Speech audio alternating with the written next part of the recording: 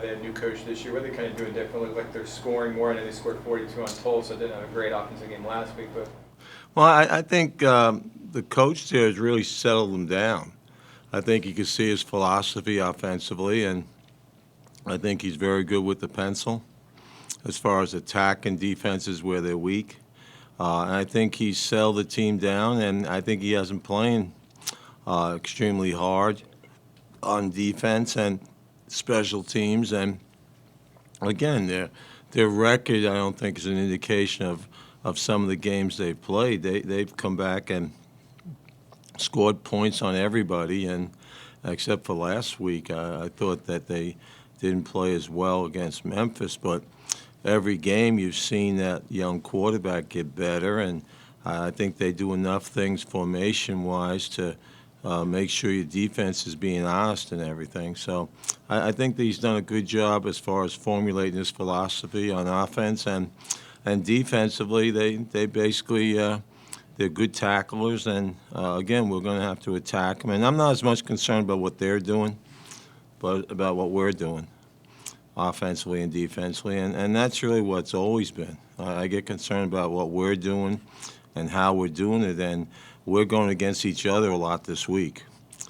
UCF defense, UCF offense. I just thought we weren't seeing the speed we need to see from the defensive scout team or the offensive scout team. So I want to get more of that work done, and that's going to help from a standpoint of playing with speed and playing to the tempo of the game.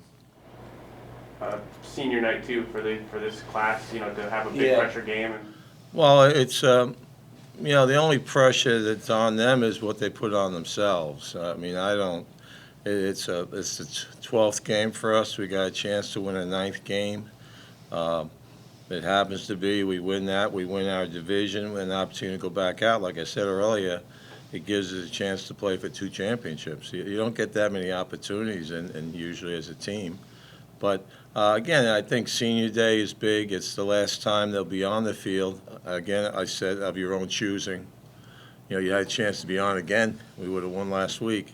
But I think the big thing is that, I think the parents come in, and I think it's a great day. This senior class has done a lot in football for the fan base, the school itself, the awards they've gotten. It's a class that I think should be honored.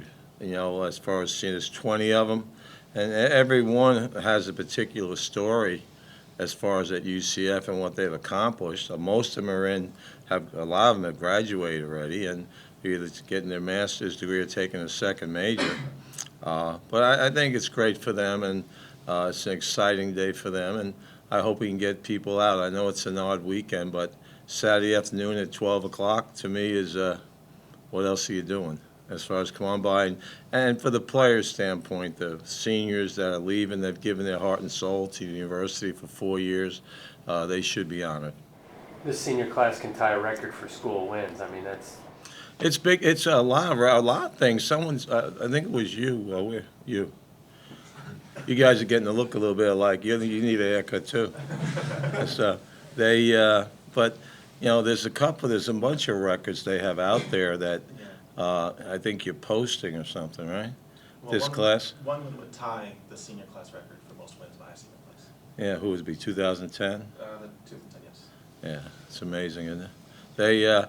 But I think there's a bunch of other awards this team's gotten. But and it's a good group of kids. They've kept everybody in check. You don't see younger kids getting themselves in trouble, and they've taken what everybody needs to do is ownership of the team, and they take responsibility when kids don't do things right in the classroom, when they don't do things right on the street, and you need that with today's kids today because a lot of the parents don't do it. All right, and I can only be so many places for 24 hours, and they're my CNI dog for the rest of the time.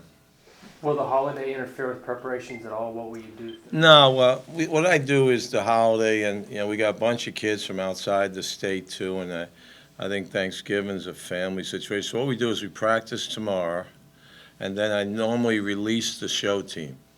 Where if they're going home for Thanksgiving, they're released. They don't have to be at practice on Thursday, especially when they're traveling 6-7 hours. They can't get there.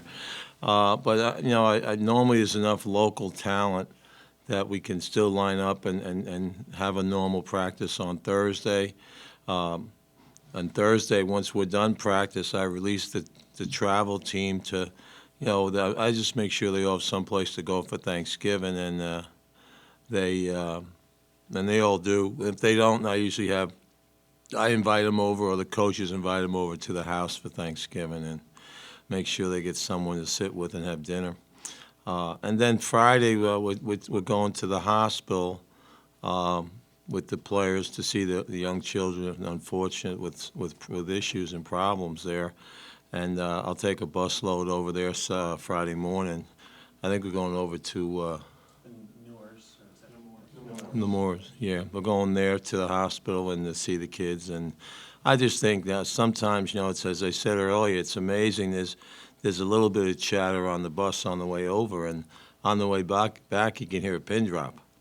You know, it's sort of a reality check for a lot of these kids, and you know, some of them been there. I'm not sure if I'm going to take you know, we don't have enough freshmen playing, but I'll probably take the seniors over for the last time, and to see the kids and give out some posters and pom-poms and just make their day a little bit brighter for that day.